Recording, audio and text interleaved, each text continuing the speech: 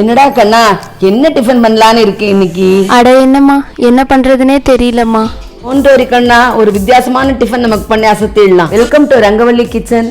நான் ரஞ்சனி. இப்போ நான் பண்ண போற ரெசிபி ஸ்வீட் தோசை அண்ட் கார தோசை.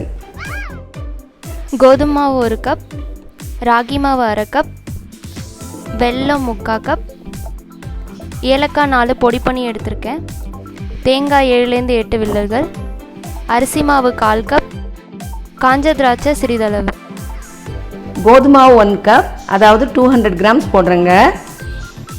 அடுத்தது ராகி மாவு 1/2 கப், அதாவது 100 கிராம்ஸ். அடுத்தது வெல்லம் 3/4 கப் போடுறேங்க. அப்புறமா ஏலக்காய் 4 பொடி பண்ணது, தேங்காய் 7-8 வில்லல், ஒரு 1/2 டம்ளர் தண்ணி ஊற்றி மூடி ஒரு ஓட்டிடுங்க. அப்புறமா அரிசி மாவு எடுத்து ஒரு 1/4 கப் போட்டுடுங்க. திருப்பியும் ஒரு 1/2 டம்ளர் தண்ணி ஊற்றி ஒரு ஓட்டிடுங்க. இப்போ மாவு ரெடி ஆயிடுச்சுங்க.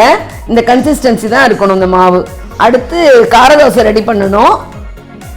ரவை 1 கப், கோதுமை மாவு 1/2 கப், பச்சை மிளகாய் 2, தயிர் 1/2 கப், இஞ்சி சிறிதளவு, மீடியம் சைஸ் கேரட் 2 துருவி எடுத்திருக்கேன், கொத்தமல்லி கருவேப்பிலை 1 கப், மிளகு ஜீரகம் பொடி பண்ணி 1 டீஸ்பூன், மஞ்சப்பொடி 1 டீஸ்பூன், மிளகாய் பொடி 1/2 டீஸ்பூன், பேக்கிங் சோடா 3/4 டீஸ்பூன். இப்போ ரவை 1 கப், கோதுமை மாவு 1/2 கப்,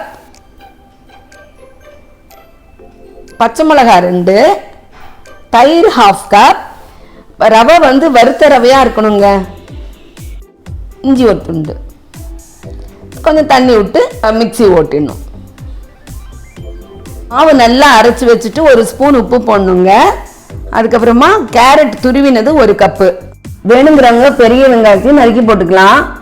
கொத்தமல்லி 1 கப்பு, அப்புறமா மிளகு ஜீரகம் பொடி பண்ணது ஒரு 1 டீஸ்பூன், மஞ்சள் பொடி 1 டீஸ்பூன், காரப்பொடி 1/2 டீஸ்பூனுங்க. இது தேவைப்பட்டா போட்டுக்கோங்க, ஏன்னா குழந்தைகளும் சாப்பிடணுன்னாக்க காரப்பொடி அவசியம் இல்லை.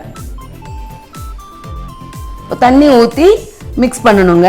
தண்ணி கொஞ்சம் கொஞ்சமாக ஊற்றி மிக்ஸ் பண்ணுங்க. நல்லா மிக்ஸ் பண்ணிவிட்டு அதுக்கப்புறமா பேக்கிங் சோடா வந்து ஒரு 3/4 டீஸ்பூன் போடலாம். 3/4 டீஸ்பூன் போடலாம். அப்புறமா மறுபடியும் நல்லா மிக்ஸ் பண்ணிவிட்டு இந்த கன்சிஸ்டன்சி இருக்கணுங்க. அந்த மாவு வந்து இந்த கன்சிஸ்டன்சியில் இருக்கணும். அது மாதிரி மிக்ஸ் பண்ணிக்கோங்க.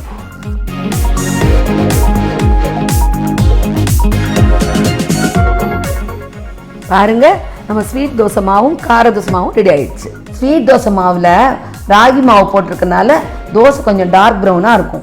இப்போ வந்து கல்லை ரெடி பண்ணி தவா ரெடி பண்ணிவிட்டு நெய்யும் கொஞ்சம் ரீஃபைண்ட் ஆயிலும் கலந்து வச்சு அதை அப்படியே தவாவில் போட்டு தடவி வைக்கணும். நல்லா தடவி வச்சுட்டு அதுக்கப்புறமா மாவை கல் மேலே ஊற்றணும். தோசைக்கல் மேலே ஊற்றி நல்லா ரொம்ப இழுக்க வராதுங்க, கொஞ்சம் மெதுவாக சின்னதாக தான், கொஞ்சம் மீடியம் சைஸில் வரும் இந்த தோசை. இப்போ காஞ்ச திராட்சையை ஒன்றா போட்டு அலங்கரிக்கணும். அது அலங்கரிக்கிறது மட்டும் இல்லைங்க, காஞ்ச திராட்சை ரொம்ப உடம்புக்கு நல்லது, அதனால் இது போடுறேன். குழந்தைகளுக்கெல்லாம் ரொம்ப நல்லது. மாதுளம்பழம் முத்துக்களை கூட போட்டு இதில் பண்ணலாங்க, அது இன்னும் உடம்புக்கு ரொம்ப நல்லது. குழந்தைகளுக்கு பெரியவங்களுக்கு எல்லாருக்கும் ரொம்ப நல்லதுங்க. அப்புறம் திருப்பி கொஞ்சம் நெய் விட்டு கொஞ்சம் நேரம் இருக்க வச்சு அப்புறமா தோசையை மெதுவாக திருப்பி விடணும். அப்புறமா அதையும் 2 நிமிஷம் காய வச்சுட்டு அழகாக தட்டில் இனிப்பு தோசையை சர்வ் பண்ணிடலாம்.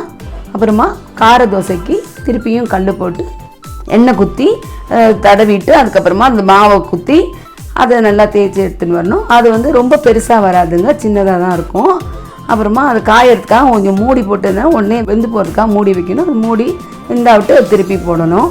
அதுக்கப்புறமா திருப்பி கொஞ்சம் எண்ணெய் ஊற்றி அதை அந்த பக்கமும் காய வச்சுட்டு அதுக்கப்புறமா அதை வந்து தட்டில் அழகாக சர்வ் பண்ணிடலாம். இப்போ பாருங்கள், ஸ்வீட் தோசையும் கார தோசையும் ரெடி ஆகிடுச்சு. எங்கள் அப்பாவுக்கு சர்வ் பண்ண போகிறேன், அவர் டேஸ்ட் பண்ணி சொல்லுவார். ரொம்ப டேஸ்ட்டாக இருக்குமா, ரொம்ப நல்லா இருக்குது, வெரி குட்.